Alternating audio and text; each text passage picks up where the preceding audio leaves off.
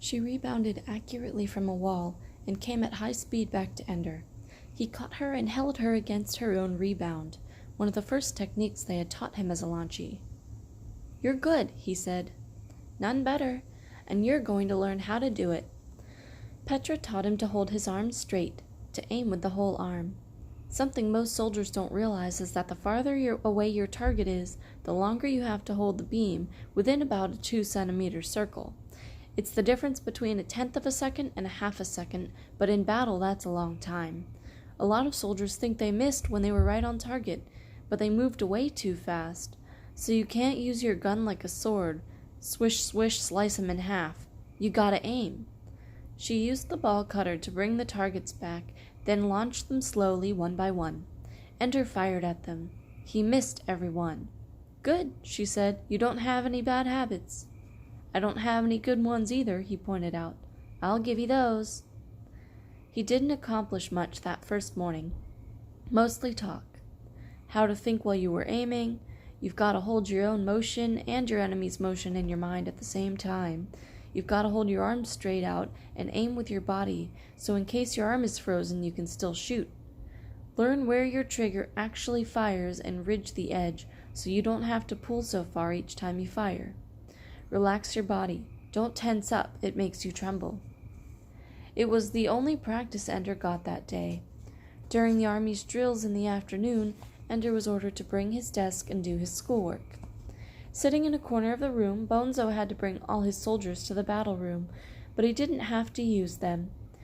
Ender did not do his schoolwork, however. If he couldn't drill as a soldier, he could study Bonzo as a tactician. Salamander Army was divided into the standard 4 toons of 10 soldiers each. Some commanders set up their toons so that A toon consisted of the best soldiers and D toon had the worst. Bonzo had mixed them so that each consisted of good soldiers and weaker ones, except that B toon only had 9 boys. Ender wondered who had been transferred to make room for him. It soon became plain that the leader of B toon was new. No wonder Bonzo was so disgusted. He had lost a toon leader to get Ender. And Bonzo was right about another thing. Ender was not ready. All the practice time was spent working on maneuvers. Toons that couldn't see each other practiced performing precision operations together with exact timing. Toons practiced using each other to make sudden changes of direction without losing formation. All these soldiers took for granted skills that Ender didn't have. The ability to take a soft landing and absorb most of the shock, accurate flight, course adjustment using the frozen soldiers floating randomly through the rooms, rolls, spins, dodges, sliding along the walls, a very difficult maneuver and yet one of the most valuable since the enemy couldn't get behind you. Even as Ender learned how much he did not know, he also saw things that he could improve on. The well-rehearsed formations were a mistake. It allowed the soldiers to obey shouted orders instantly, but it also meant they were predictable. Also, the individual soldiers were given little initiative. Once a pattern was set, they were to follow it through. There was no room for adjustment to what the enemy did against the formation. Ender studied Bonzo's formations like an enemy commander would, noting ways to disrupt the formation. During free play that night, Ender asked Petra to practice with him. "No," she said. "I want to be a commander someday, so I've got to play the game room." It was a common belief that the teachers monitored the games and spotted potential commanders there. Ender doubted it, though. Toon leaders had a better chance to show what they might do as commanders than any video player. But he didn't argue with Petra. The after-breakfast practice was generous enough. Still, she had to practice, and he couldn't practice alone except a few of the basic skills.